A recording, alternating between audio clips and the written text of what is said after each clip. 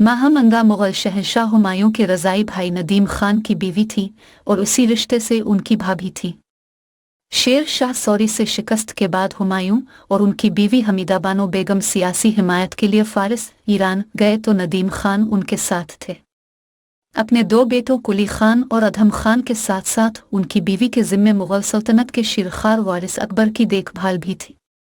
अगरचे माहम अंगा ने अकबर को दूध नहीं पिलाया, मगर वो उनको दूध पिलाने और उनकी देखभाल करने वाली 10 ख्वातीन की सरबराह थी।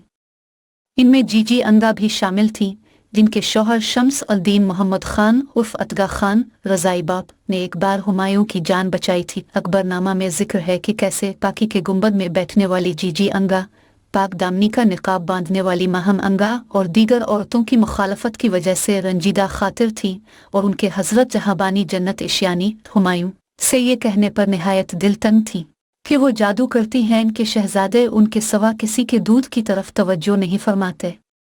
जरा आगे चलकर अबू अल फजल अकबर की ज़बानी एक वाकया लिखते हैं। 1 साल 3 माह की उम्र के अकबर तब कंधार में थे। एक रोज़ माहम अंगा के इस इकबाल के नए पौधे अकबर की दिगी और खिदमत में क़याम करती थी।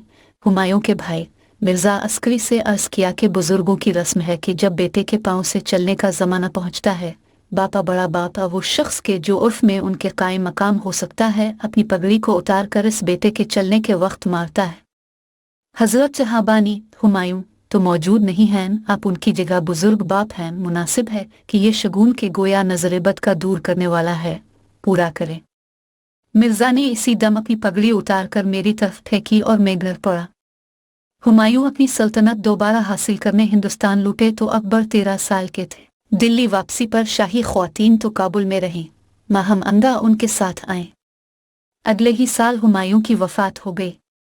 माहम अंगा वहीं मौजूद थीं जब 14 साल अकबर को उनके जर्नैल बैरम खान ने शहंशाह का ताज पहनाया और ख़ुद को विकन सल्तनत वज़ीर आज़म मुकर्रर किया। अकबर उन्हें खान बाबा कहते थे और वो रिश्ते में उनके फूफा भी थे। जब अकबर के कहने पर शाही ख्वातीन काबुल से आगरा आईं तो ये अंगा ही थीं जिन्होंने शहर से बाहर उनका इस्तकबाल किया। बैरम खान शहंशाह से माहम अंगा की कुर्बत से घबराते थे, क्योंकि वो आहिस्ता आहिस्ता नौजवान हुक्मरान पर अपना असर और रसूख बढ़ा रही थी। लेकिन इससे पहले कि बैरम खान इस बारे में कुछ कर पाते, माहम अंगा ने अकबर को बैरम खान को मक्का की ज़ियारत पर भेजने पर आमादा किया।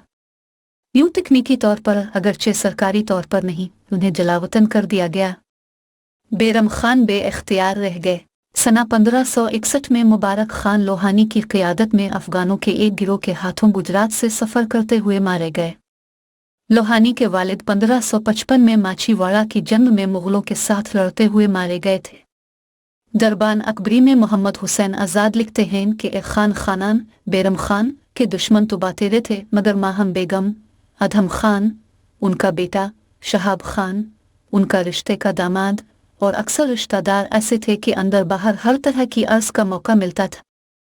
अकबर उनका और उनके लिवाहकूहे का हक भी बहुत मानते थे। जो इनमें से मौका पाता था बात बात पर अलिफाकसाता था कि यह हुजूर को बच्चा समझता है और खातिर में नहीं लाता, बल्कि कहता है कि मैंने तख्त पर बिठाया, जब चाहूं उठा दूं और जिसे चाहूं बिठा दूं। खान खानान ने देखा कि दरबार का रंग बेरंग है तो अर्ज़ी लिखी कि जो खानाजाद इस दरगाह की खिदमत वफ़ा व इखलास से करते हैं, ग़ुलाम के दिल में हरगिज़ उनकी तरफ से बुराई नहीं, वगैरह वगैरह। वो मज़ीद लिखते हैं कि यहाँ काम हद से गुज़र चुका था, तहरीर का असर कुछ न हुआ। शहाबुद्दीन अहमद खां बाहर वकील मुतलक हो गए। माहम अंदर ही अंदर बैठी हुक्म अहकाम जारी करने लगी और मशहूर कर दिया कि खान खानान हुजूर की ग़ज़बी में आए। उमरा और मुलाजिम दरबार जो आगरा में खान खाना के पास थे, उठ उठ कर दिल्ली को दौड़े। दामन गिरफ्तार लोग अपने हाथ के रखे हुए नौकर अलग हो होकर चलना शुरू हुए। यहाँ जो आता माहम और शहाब अल-दीन अहमद खां इसका मनसब बढ़ाते, जागीरें और खिदमतें दिलवाते। दरबार से इस महरूम अलकिस्मत के नाम जारी हुआ था।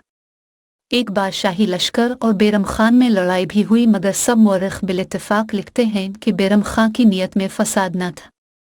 जब बादशाही खैमा का कलश नजर आया तो घोड़े से उतर पड़ा, खुद बख्तर से तलवार खोल कर गिले में डाली, पटके से अपने हाथ बांधे इमामा सर से उतारकर गले में लपेटा। खैमा के पास पहुंचे तो खबर सुनकर अकबर भी उठ खड़े हुए। खान खानान ने दौड़कर सर पांव पर रख दिया और रोने लगे। बादशाह भी उनकी गोदों में खेलकर पले थे। आंसू निकल पड़े। उठाकर गले से लगाया और दस्त रास्त पर पहलू में बिठाया। खुद हाथ खोले, दस्तार सर पर रखी। एक साथ के बाद अकबर ने कहा कि खान बाबा, अब सूरतें तीन हैं। पहली है कि हुकूमत को जी चाहता है तो चंद्रो कालपी का जिला ले लो, वहां जाओ और बादशाही करो। दूसरी ये कि मुसाहबत पसंद है तो मेरे पास रहो, जो इज्जत और तौकीर तुम्हारी थी और इसमें फ़र्क ना आएगा। और तीसरी ये कि हज का इरादा हो तो बिस्मिल्लाह, रवानगी का सामान खातिर खा हो जाएगा। चंदीरी तुम्हारी हो चुकी, मुहासिल तुम्हारे गुमाश्ते जहां कहोगे पहुंचा दिया करेंगे। खान खाना ने अर्ज की, अब उम्र आखिर हुई, कोई हवस बाकी नहीं। तमन्ना है तो यही है कि आस्ताना इलाही पर जा पड़ूं और हुजूर की उम्र और दौलत की दुआ किया करूं। गरज हज की बात कायम हो गई। हुजूर ने खिलत खास और खासा का घोड़ा इनायत किया।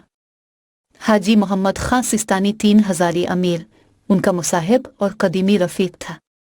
बादशाह ने फौज देकर रस्ता की हिफाजत के लिए साथ किया। सलीम शाह के मोहल्लों में एक कश्मीरन बीबी थी। इससे सलीम शाह की एक बेटी थी। वो खान खाना के लश्कर के साथ हज को चली थी। वो खान खानान के बेटे मिर्ज़ा अब्दुर्रहीम को बहुत चाहती थी और वो लड़का भी इससे बहुत हिला हुआ था और खान खानान अपने फर्जंद यानी मिर्ज़ा अब्दुर्रहीम से लड़की की शादी करना चाहता था। इस बात की अफगानों को बहुत खार थी। एक दिन मगरिब के वक्त कुश्ती से नमाज के लिए उतरे। मुबारक खां लोहानी 30-40 अफगानों को लेकर सामने आए। जाहिर ये क्या कि मुलाकात को आए हैं। बैरम खान ने मुरव्वत और इखलास से पास बिला लिया।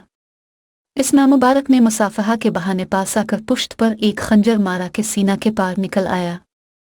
एक और जालिम ने सर पर तलवार मारी के काम तमाम हो गया। लोगों ने नामुबारक से पूछा कि क्या सबब था जो ये गजब किया।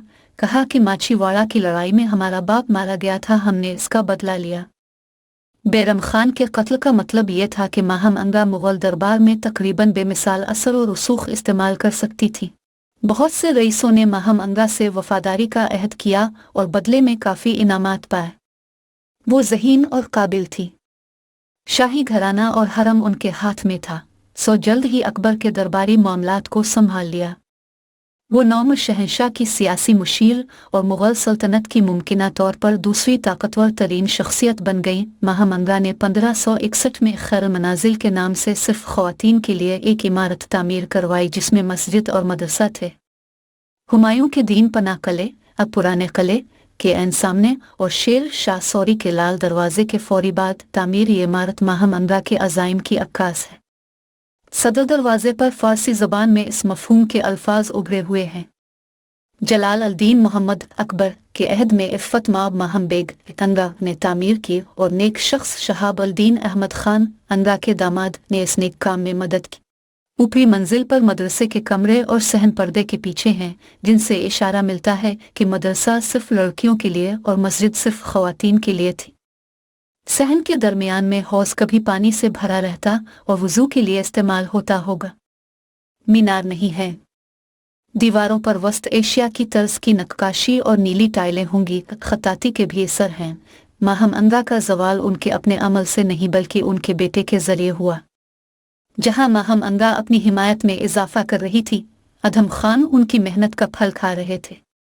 उन्हें शहंशाह अकबर तक बराह रास्त रसाई हासिल थी और जिंदगी बेफिक्र थी। माहम अंगा की बदौलत अधम खान मुग़ल फ़ौज के जनरल बने। साल 1561 में मुग़ल फ़ौज ने सारंगपुर की लड़ाई में मालवा फतह किया, मगर अधम खान ने ज़्यादातर माल गनीमत अपने पास रखा।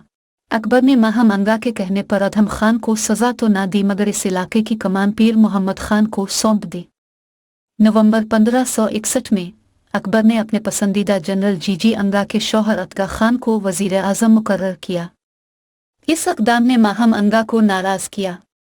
16 मई 1562 को अधम खान ने अपने साथियों के साथ उन पर हमला आवर है कर उन्हें कत्ल कर दिया।